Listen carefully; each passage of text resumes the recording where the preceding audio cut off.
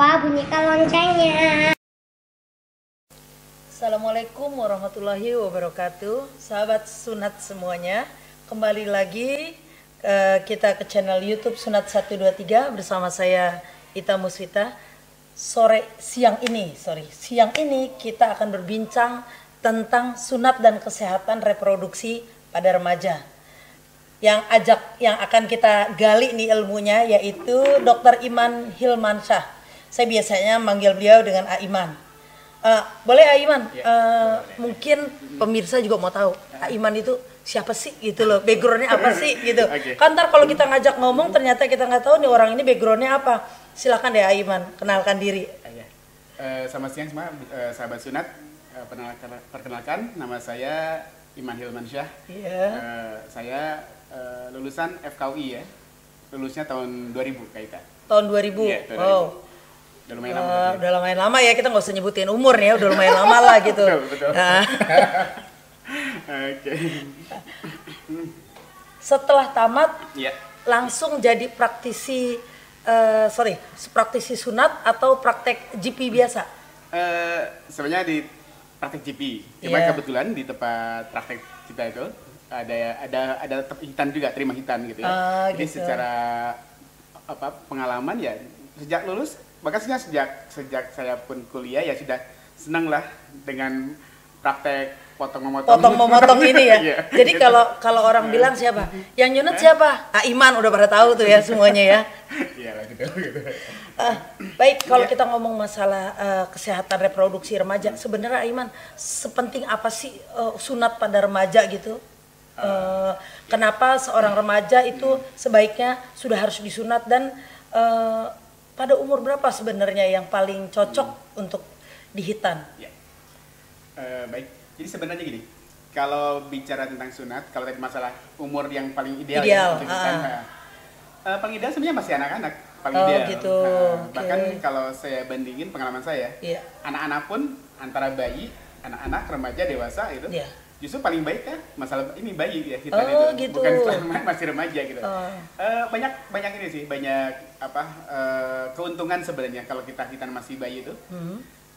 Bahkan saya pernah baca di salah satu jurnal WHO itu mengatakan bahwa kalau bayi itu dihitan, Iya. kedepannya itu bisa mencegah satunya kena kanker prostat, bisa cegah, kena kanker prostat bisa cegah juga gitu. Iya. Gitu. Jadi masalah penyembuhan pun bisa di bayi lebih cepat dibandingkan di sunat pada remaja gitu. Oh Seperti itu, gitu. Kak. Oke. Terus pernah nggak datang pasien Iya. pada keadaan emergensi tiba-tiba pengen disunat? Pada kasus apa aja itu misalnya? Oh iya. Biasa kalau remaja ya, ini Iya, kasus remaja, kita bicara masalah sebenarnya remaja. kalau kasus emergency sunat pada remaja itu paling sering adalah parafimosis. Oke. Mungkin Penyebabnya apa tuh? iya. Penyebabnya? Jadi parafimosis itu dulu mungkin tahu biar tahu. Iya. Parafimosis itu gini, rekan sahabat sunat semua. Parafimosis adalah suatu keadaan di mana kulup penis Iya, kulup penis. itu tertarik ke belakang, Iya. tapi tidak bisa dikembalikan lagi ke posisi semula. Stuck. Artinya stuck Ya, gitu. Jadi bikin stuck di belakang kepala penis. Oh, oke. Itu kita ngancing gitu ya. Iya. Kayak mencekik leher penisnya itu. Biru dong. Oh iya betul. Jadi kalau cekikannya cukup kuat, itu sangat kuat. Nah itu bisa pembuluh darahnya itu bisa nggak bisa mengalir. Oke. Itu bisa asfiksi kan, bisa biru itu gland penisnya. Kesakitan. Betul, kesakitan. Saya pernah berapa kali ketemu pasien seperti ini. Itu remaja waktu bahkan dia karena mungkin udah cukup lama ya, udah 3 Iya. harian. Waktu itu sampai biru itu. Akhirnya ya langsung dihitan pada itu. Pada saat itu juga? Kita gak tunda ya. Gitu, seperti itu. Artinya benar-benar tindakan emergensi, Betul. merilis Ya, merilis betul. yang Ya. yang nyekek itu. Betul. Sebenarnya gini, kalau sekedar merilis aja, Iya. itu nggak cukup juga ya. Karena gini, kalau kita merilis itu kan mengembalikan si dilepasin perfusium aja kulit penis ya, perfusiumnya. atau kulit khatan itu kembali ke semula kan, ke depan. Iya, Cuma iya. kalau sekedar dirilis aja, kalau kondisinya gini, biasanya pada remaja yang mengalami parafimosis itu sebelumnya memang ada phimosis gitu. Oh, Ada phimosis. sebelumnya ada Ya, phimosis. phimosis itu ini ya, kunjung Iya. kulitnya itu kecil. Jadi kan Oke. menurut penelitian bahwa anak-anak yang lahir itu, bayi Iya, lahir, iya. itu hampir 80% terpimosis. Wow. Cuma dengan Nih, ibu harus dengerin nih ya, Betul, ibu harus nih. dengerin ya. Cuma memang dengan derajat yang berbeda-beda. Oke. Bahkan kalau dari IDAI ya, Ikatan Iya, Dokteran dokter. Indonesia, hampir ada 10% laporan anak-anak yang datang ke dokter anak itu Iya. dalam keadaan fimosis.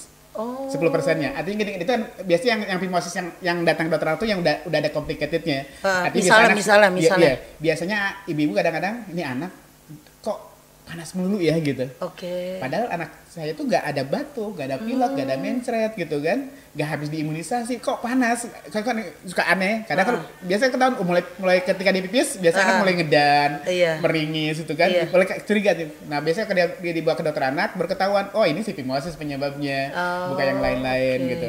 Nah itu jadi fimosis itu ada keadaan kulupnya itu kecil sebenarnya. Jadi kalau kita tarik ke belakang, itu nggak bisa. Oke. Nah itu biasanya awal fimosis. Jadi kalau pasien yang parafimosis, kalau kita sekedar dirilis ke depan aja, ditarik Iya, ke depan, iya. nah itu bisa bukan menyelesaikan masalah, bisa itu bukan- sementara. bukan, Iya, solusi, bukan bukan solusi. Ya, solusi. solusi sementara. Iya. Jadi ketika dia nanti ereksi lagi, ya bisa terjadi seperti itu lagi, mencekik lagi, parafimosis lagi. Jadi sebenarnya paling ideal buat sahabat sunat semua ya, apabila terjadi kejadian atau mengalami kondisi parafimosis, yang Iya. terbaik adalah hitan. Hitan. Ketika dihitan, insya Allah itu gak bakal terjadi namanya parafimosis itu. Iya, karena betul. udah terlepas. Terlepas. Terlepas. Terlepas dan memang udah kebuang kulit yang menyebabkan parafimosisnya oke. itu seperti itu. Oke. Sebenarnya apa sih yang bikin orang itu sampai remaja itu sampai belum berani gitu loh ya, belum berani untuk dihitan gitu. Iya. Sebenarnya apa itu? Sebagai Biasanya berdasarkan pengalaman. Ya, gini Kaita, sebenarnya gini, kan orang berhitan ya atau Iya. disunat itu kan banyak faktor ya. Iya. Kalau secara agama, ya kalau umat Islam, Wajib. yang sama Yahudi kan wajib. Iya. Bahkan orang Yahudi tuh hitan tuh masih bayi loh. Iya, masih bayi Mereka ya, saya umur 7 dengar-dengar, hari, umur 7 hari udah disunat udah mereka. berhitan. Nah, kalau orang Islam sebenarnya kalau dihitan itu kan sebelum mereka menginjak usia akil balik kan. Oke. Artinya masih belasan tahun nih. Iya, udah belasan tahun. Tapi tahun. memang setiap daerah di Indonesia kan berbeda-beda kan. Iya, Kalau iya, orang iya. Sunda biasanya sebelum anak sekolah SD ya, 6-7 tahun udah sunat. sunat. Kalau orang Jawa dan lagi tuh. Biasa orang agak Jawa gedean dikit. gedean dikit nih. Biasa mereka menginjak udah mulai remaja sebenarnya. Iya. SMP kelas 1, kelas 2 baru dihitan. Iya, iya. Kalau orang Betawi rata-rata kelas 3, kelas 4 gitu Iya. bisa mulai dihitannya. Nah, itu kalau segi agama ya, Iya, segi iya, agama iya. yang menyebabkan agak telat itu sebenarnya tergantung kebudayaan Kebudayaan, juga. benar. Nah, cuma untuk yang beragama non muslim yang lain gitu ya, yang sunat luar bukan muslim ya, bukan merupakan sebuah kewajiban, Iya. biasanya mereka dihitan tuh faktornya untuk kesehatan aja.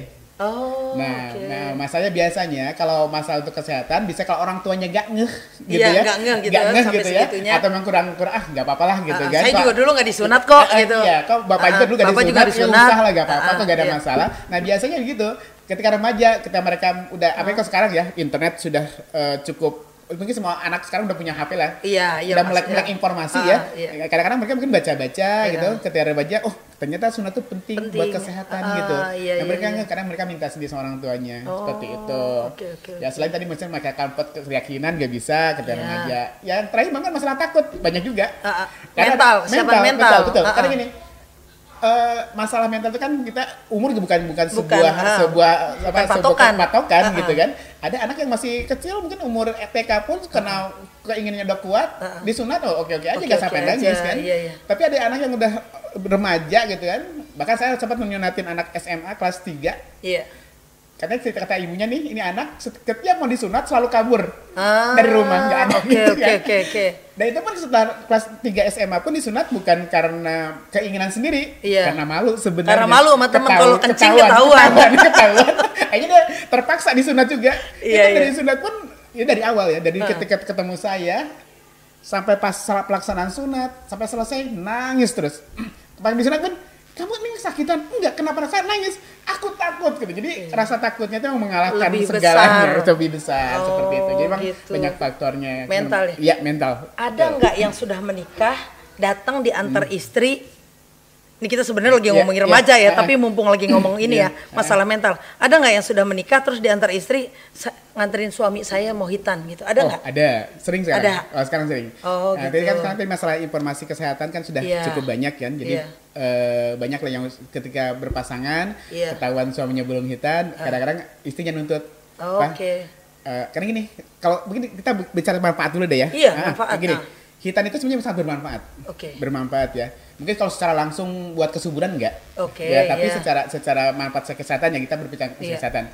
Yang pertama, manfaat hitam itu mencegah terjadinya infeksi saluran kemih. Oke, Ya, infeksi kenapa? saluran Ya, kemih ya. itu Iya, kenapa iya. lebih mencegah itu kan gini. Pada orang nggak disunat, Iya. itu kan kepala penisnya masih tertutup sama Tertutup. tutup kulup. Iya. Karena ketika dia buang air kecil otomatis kalau dianya agak dalam tanda petik malas untuk membersihkan. Iya, jadi ada sisa-sisanya betul, tuh. sisa-sisa pipisnya itu bersisa itu. Nah, itu kan sebenarnya kan kotoran harusnya kebuang. Iya. Nah, kalau itu malah jadi lembab. Ngumpul. Oke. Nah, itu bisa gampang menjadi infeksi. Oke. Yang pertama. Yang kedua, sebenarnya tuh hitam juga bisa mencegah dari terjadinya penyakit menular seksual PMS ya. Oh, PMS. Iya. Tapi ya, jadi kan residui tadi sebenarnya yang Iya. bukan hanya kadang-kadang yang numpuk itu bukan hanya kuman-kuman yang sifatnya apa ya ringan aja. Nah, bisa juga punya virus-virus atau Patologis. jamur yang patologis yang berat. Misalnya HIV. Iya.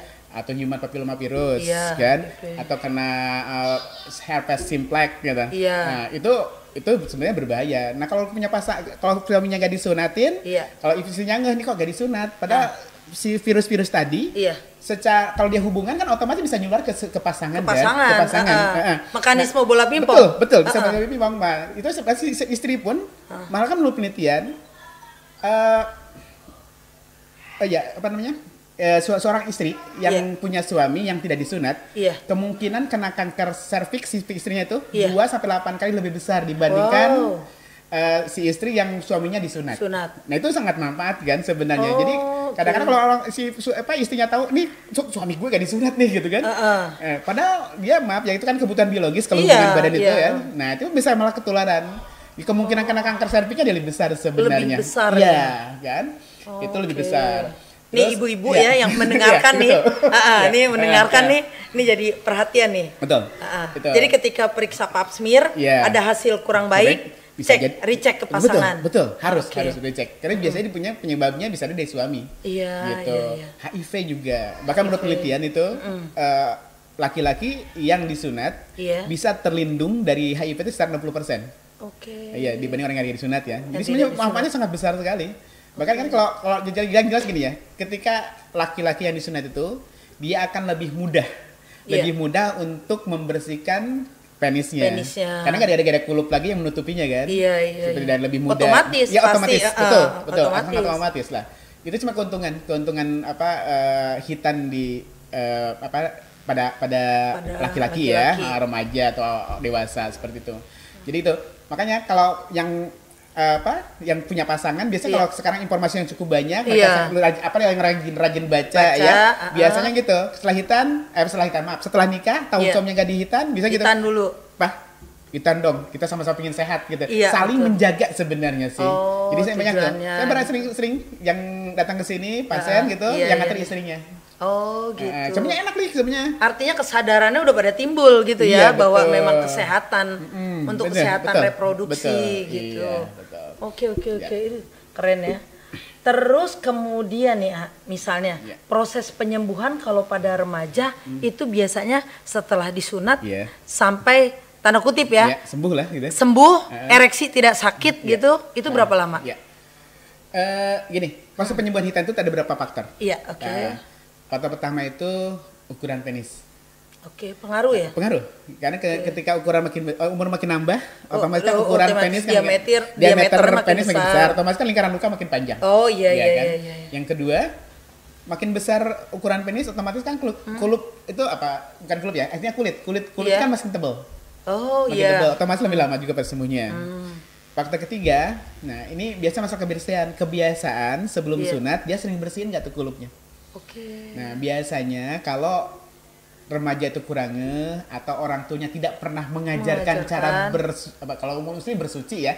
Kalau yang muslim mungkin membersihkan penis yang betul. Kadang-kadang gini, ketika mereka pipis yang bagus itu ya secara ideal itu adalah ditarik kepalanya ke belakang, kulitnya kepala belakang, dicuci, kalau perlu pakai sabun, habis itu dibersihin, dikeringin. Ada sabun khusus nggak?